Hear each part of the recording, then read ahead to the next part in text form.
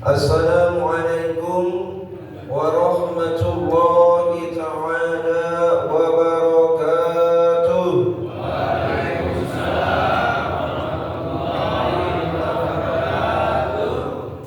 Alhamdulillah wa syukurillah, la hawla wa la quwwata illa billah. Ashhadu an la ilaha illallah wahdahu la syarika lah, wa asyhadu anna sayyidana Muhammadan abduhu wa rasuluhu la nabiyya ba'dah. Allahumma shalli wa sallim wa barik ala sayyidina wa habibina wa syafi'ina wa maulana Muhammad wa ala alihi wa sahbihi ajma'in, amma ba'd. Fa ya ayyuhal hadirun, usikum wa nafsi wa iyaya bi taqwallah, faqad faza al-muttaqun. Ya ayyuhalladzina amanu ittaqullaha haqqa tuqatih wa la tamutunna illa wa antum muslimun. Qala Allah ta'ala fi kitabil karim, a'udzu billahi as-sami'il 'alim minasy syaithanir rajim. Bismillahirrahmanirrahim. Yarfa'illahu alladzina amanu minkum walladzina utul 'ilma darajat. Qala Nabi sallallahu alaihi wasallam, talabul ilmi fariidatun 'ala kulli muslim. Shadaqallah wa sadaqallahu al-'aliyyul 'azim wa balagha rasulun nabiyul habibul karim. Wa nahnu 'ala dzalika minasyahidin wasyakirin walhamdulillahi rabbil alamin. Taqabbalallahu minna wa minkum wa taqabbal ya karim. Allahumma iftah lana abwaaba bil khair wa anta tafaddalna 'alaina bi kulli khair wa anta ij'alna min ahlil khair. Rabbana yassir lana ya Allah wa la tu'assir tamim bil khair. Rabbana yassir lana ya Allah wa hasil maqasidana ya mujibas sa'ilin. Ya Rasulullah, salamun alaik ya Rabbina salli wa taroji anta dayaki azal alamin ya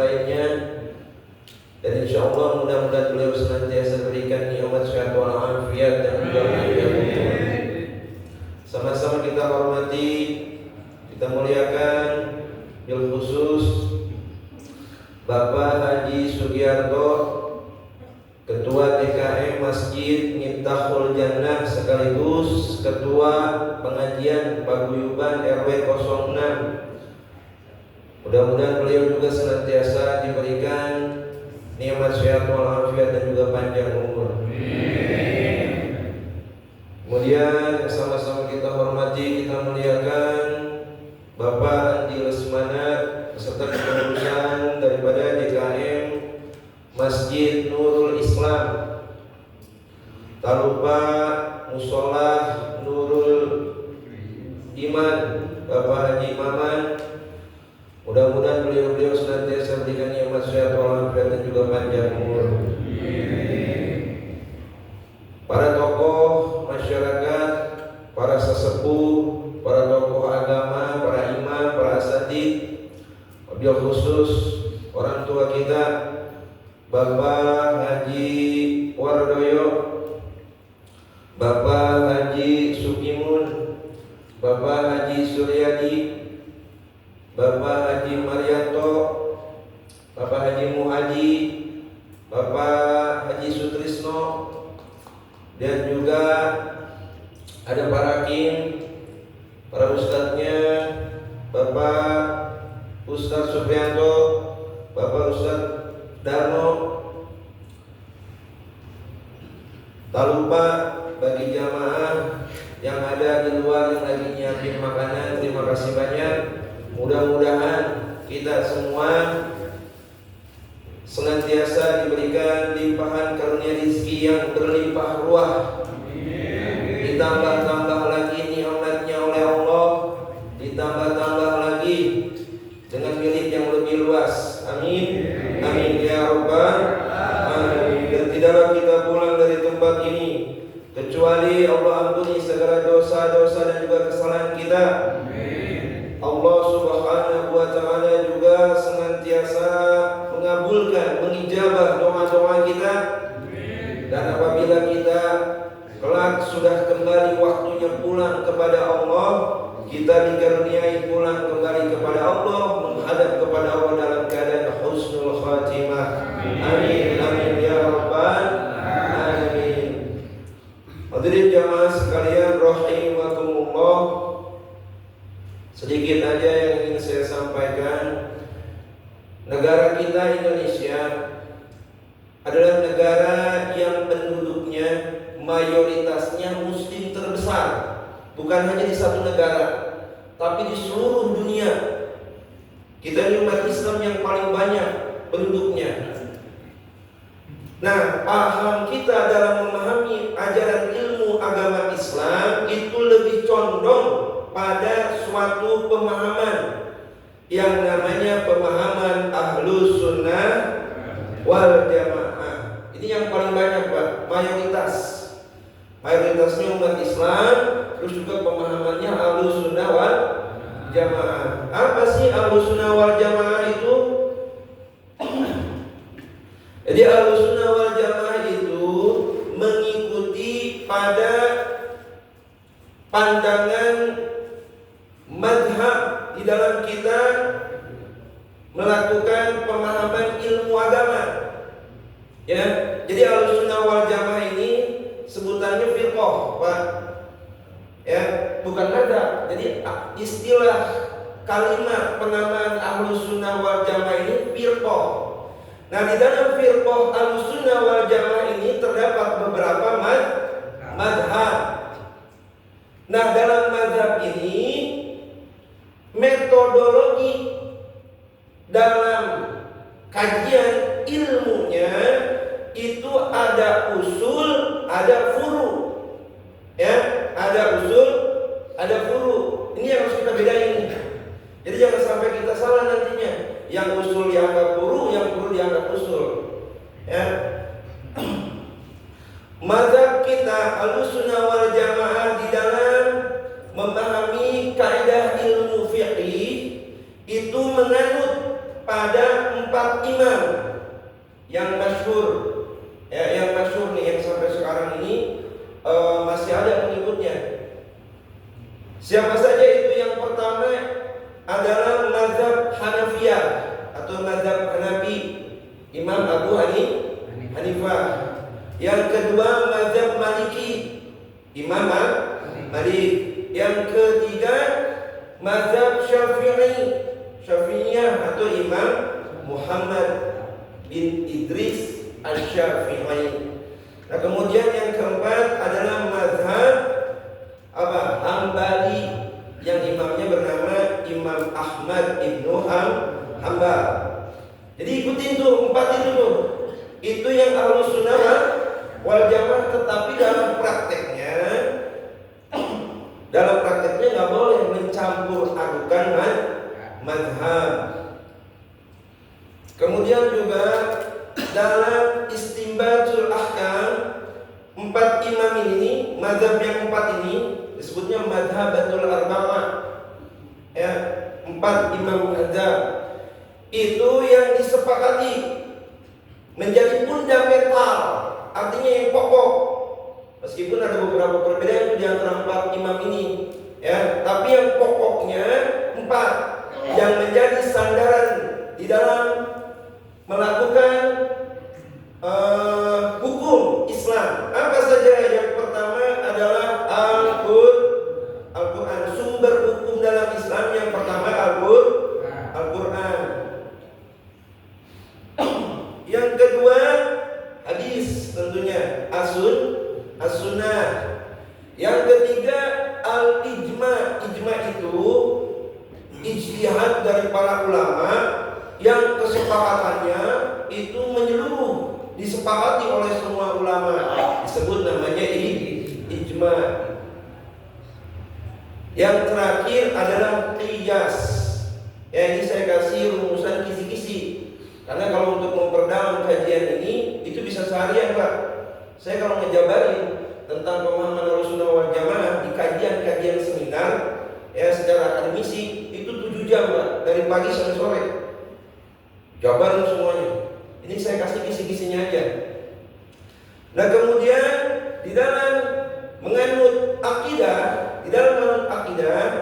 itu yang disepakati oleh jumhur ulama, kebanyakan para ulama, Ahlussunnah wal Jamaah itu mengikuti 2 imam mazhab yang disebut mazhabnya itu mazhab Al-Asy'ariyah dan juga Al-Maturidiyah. Imamnya Imam Abu Hasan Al-Asy'ari dan Imam Al-Maturidi. Ya, itu tuh 2 imam itu yang kita sepakati. Bagaimana dalam metodologinya di dalam merumuskan akidah tersebut? Jadi dalam akidah Ahlussunnah wal Jamaah, di dalam memahami sifat-sifat Allah itu dengan metodologi 2, yaitu takwil wa tafwid. Takwil itu mengubah, ya, mengalihkan makna konseptual harfiahnya kepada pemahaman yang lain. Ya, kalau takwil itu menyerahkan maknanya kepada Allah. Biasanya kalau takwil itu dipakai oleh para ulama-ulama salaf. Kalau takwil dipakai oleh para ulama-ulama khalaf.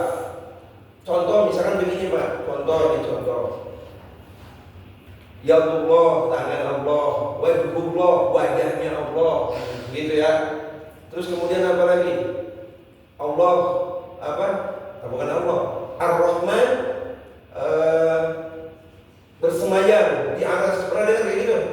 Surat Ar-Rahman kalau nggak salah tuh, ya. Istawa 'alal 'arsy tuh, ya. Nah, Ahlussunnah wal Jamaah memahami konseptual kalimat dalam Al-Quran yang menjelaskan bahwasanya tangan Allah, wajah Allah, begitu ya. Terus kemudian Allah bersemayam di arsy, begitu. Tidak memaknainya secara logika, tidak. Jadi ditakwil. Maksudnya apa? Tangan Allah itu maksudnya kekuasaan Allah, kekuatan Allah. Wajah Allah itu maksudnya zatullah, zatnya Allah. Jadi Ahlussunnah wal Jamaah di dalam memahami akidah itu menolak apa? Menolak tajsim dan tasbih. Apa itu tajzim dan tasbih? Tasbih itu menyerupakan Allah dengan makhluk. Kalau tajzim menggambarkan Allah dengan bentuk. Jadi mengadakan Allah itu dengan bentuk. Contoh misalkan ada pemahaman begini. Kita terima sesuai dengan konteks Al-Quran. Allah punya tangan, berarti Allah punya tangan. Begitu kan ya? Berarti Allah punya tangan tuh. Cuman tangannya Allah itu gak sama dengan tangannya makhluk. Ya, ini masih kategori tajzim. Kaumnya namanya mujasimah. Kalau menyerupakan Allah dengan makhluk, kaumnya namanya mujasimah. Disebut dengan tasbih. Penting Pak, soalnya saya pernah ngajar di beberapa sekolah. Ada rumusan akidah tauhidnya itu pertama begini, dengan mendoktrin anak-anak kita tauhidnya itu dengan trilogi tauhid. Tauhid uluhiyah, tauhid rububiyah, tauhid asma wa sifat. Nah, itu nggak sesuai dengan akidahnya Ahlus Sunnah wal Jamaah. Nggak sesuai itu. Terus kemudian juga ada yang namanya juga kaum Mu'tazilah, taktil namanya. Bagaimana pemahaman seperti itu taktil? Kaum Mu'tazilah, mereka itu menerima keberadaan Allah tapi menafikan, menolak daripada sifat-sifat Allah. Allah itu ada, tapi nggak Allah ada itu nggak ada tuh yang namanya sifat-sifat qudrah, ilmu, hayat kayak kita pelajaran tuh. Ya, nggak ada tuh. Ya, bagi mereka kaum Mu'tazilah atau istilahnya taktil. Ya, bisa dipahami itu. Nah, kemudian juga dalam metodologi menyifati sifat-sifat Allah, Ahlussunnah wal Jamaah sepakat, baik itu dari Al-Asy'ariyah ataupun Al-Maturidiyah, dengan konsep 4 sifat. Yang pertama namanya sifat nafsiyah, yang kedua sifat salbiyah, yang ketiga sifat maknawi, yang keempat sifat maknawiyah. Mungkin bapak-bapak pernah belajar wujud, qidam, baqona, itu tuh Pak penjabarannya. Ada juga nanti sifat iftiqariyah, sifat istignaiyah. Ya, itu kalau mau kita belajar tentang ilmu akidah tauhid, pemahaman Ahlus Sunnah wal Jamaah. Kemudian juga karakter daripada ciri-ciri Ahlus Sunnah wal Jamaah. Yang pertama adalah al-i'tidal, tegak lurus dia Pak. Lurus di sini artinya apa?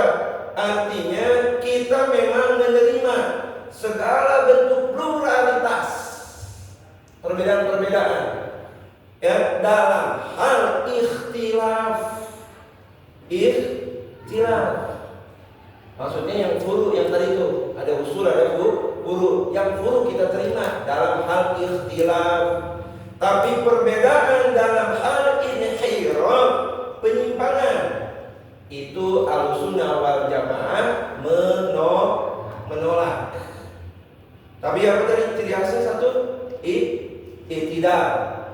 Yang kedua tawazun. Tawazun itu seimbang.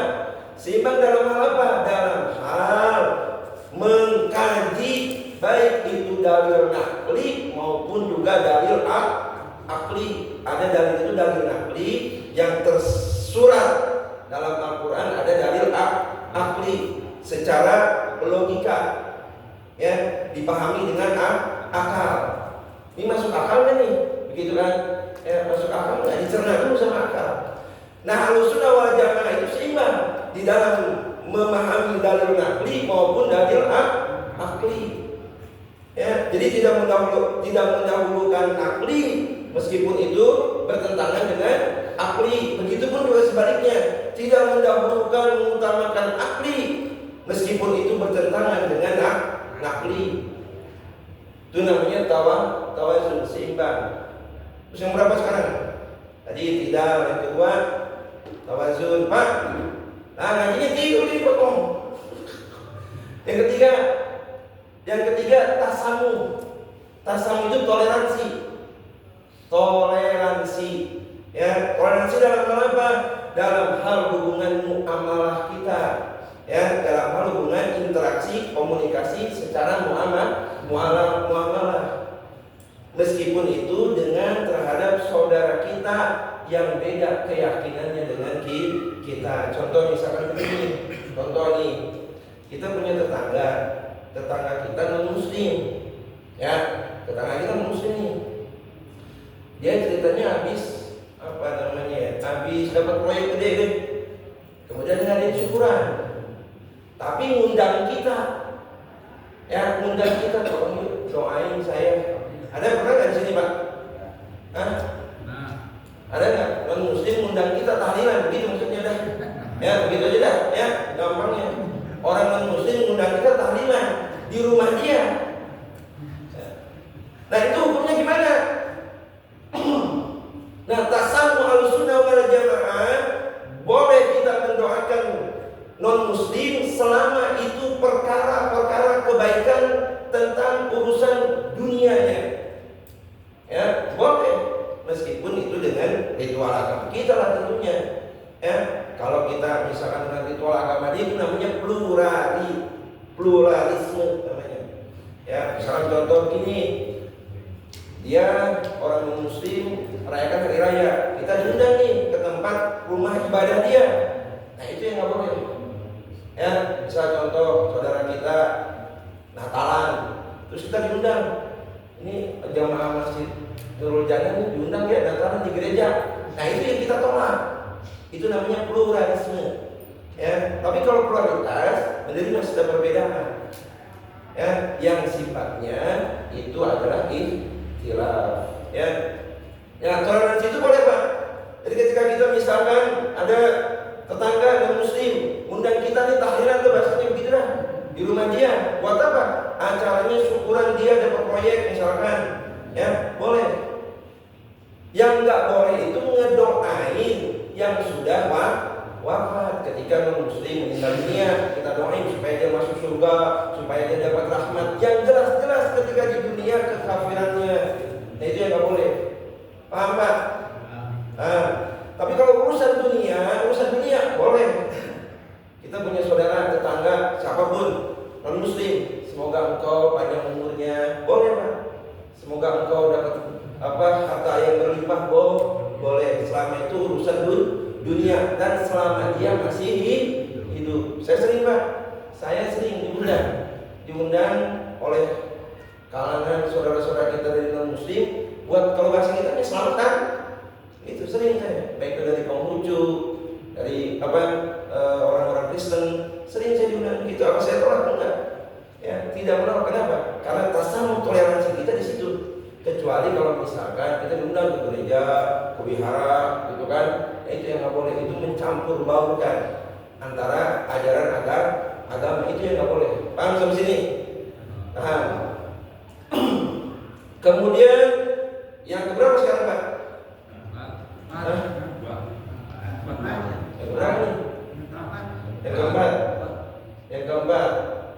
Yang keempat itu tawasud. Apa sih tawasud? Tawasud itu dia pertengahan, tidak memahami kontekstual Al-Quran, itu tidak condong lebih ke pemahaman radikal maupun tidak condong kepada pemahaman liberal. Ya, masalah radikal liberal itu pernah saya jelasin ya, Pak ya. Radikal misal contoh begini. Dalam surat At-Taubah ayat 123. Ini Quran nih, Pak. Al-Quran ketika kita menafikan, menolak ayat ini, murtad kita. Murtad. Ya. Al-Quran nih. Ya ayyuhalladzina amanu qatilul ladzina yalunakum minal kuffar. At-Taubah ayat 123. Artinya apa? Hai orang-orang yang beriman. Ini panggilan mesra, Pak. Kalau ya ayyuhalladzina amanu itu mesra banget Allah sama kita panggilannya. Ya khusus. Bunuh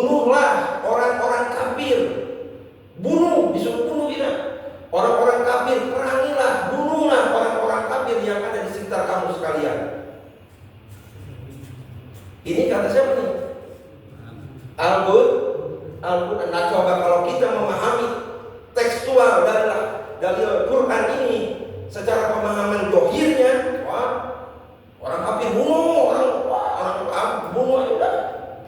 Nah, ini pemahaman radikal. Ya, boleh kita bunuh orang kafir, ya, bunuh aja udah. Ya, orang nggak boleh nyuruh kok, bunuh aja orang kafir yang ada di sekitar kamu. Tuh, ya, ini pemahaman radikal. Ini ifrat namanya. Ifrat itu berlebihan di dalam memahami dalil. Berlebihan di dalam memahami dalil. Makanya yang salah, jangan heran kalau kemarin tahun yang lalu kita sering dengar ada orang di negara kita ini ya bom, betul. Ya, misalnya di jihad itu bukan jihad, itu jahat Pak. Itu bukan mati syahid, itu mati sangit gitu. Ya, ngebom sono, ngebom sini, kan begitu ya, mengatasnamakan jihad. Nah, lalu bagaimana orang-orang liberal? Orang-orang liberal memahami kontekstual dari ini. Apa kata orang liberal? Oh, ini dalam Al-Quran ini ayat ini bertentangan dengan HAM ini. Bertentangan dengan HAM ini. Ya, oh ini sudah tidak relevan ini. Ayat ini sudah tidak relevan. Sudah kadaluarsa. Coba Al-Quran disebut tidak relevan, udah kadaluarsa. Ya. Nah, maka Ahlussunnah wal Jamaah menyikapi ini bagaimana? Pertengahan, tidak radikal, tidak liberal, menerima dalam Quran tersebut, tapi dalam masa-masa tertentu, kondisi-kondisi kita perang, ya. Kemudian juga dalam memahami arti kafir itu dibagi, ada kafir harbi, ya kan? Ada kafir zimmi, ada banyak tuh, ya. Begitu. Yang diperangi maksudnya di sini adalah kafir harbi yang memerangi kita apa? Dalam kondisi peperangan. Paham sampai situ? Terakhir adalah ciri karakter Ahlussunnah wal Jamaah tahaddur. Artinya apa? Mengutamakan adab di atas ilmu. Makanya ada kaidah dari para ulama. Al-adabu fawqul ilm. Adab itu, akhlak itu adanya di atas ilmu. Cuman banyak yang salah. Banyak yang salah memahami nih kaidah ini. Salahnya bagaimana? Udah nggak usah ngaji, yang penting gua akhlaknya bagus. Nah, itu tuh yang salah tuh. Ya. Kita beradab, bagaimana kita beradab kalau kita nggak tahu ilmunya? Maksudnya ketika kita sudah ngaji, amalin. Ya, jangan cuma duduk ngaji doang, tapi perilaku kita masih buruk, masih nggak senang sama orang, masih buji. Kalau bahasa Betawinya apa buji? Ya, masih buji sama orang, masih punya prasangka buruk sama orang, iri, dengki. Ya, padahal ngaji dia, tapi masih punya perilaku dan sifat-sifat yang buruk. Maka keluarlah kaidah itu, adab itu ada di atas ilmu. Maksudnya ngaji mah tetap, tapi amalin. Ngajinya itu, ilmunya itu diimplementasikan dalam kehidupan sehari-hari. Barang semesta itu, ya, insya Allah mudah-mudahan Allah jadikan kehidupan kita semuanya hidup yang dipenuhi dengan berbagai kebaikan, keselamatan, kesejahteraan dan juga keberkahan. Allah ridho kepada kita di wa dunya wal akhirah. Amin. Amin ya rabbal alamin. Barakallahu wa lakum fi rahmatillahi ta'ala bil khair. Billahi taufiq wal hidayah wal ridha wal afina ya minkum. Assalamu alaikum warahmatullahi wabarakatuh.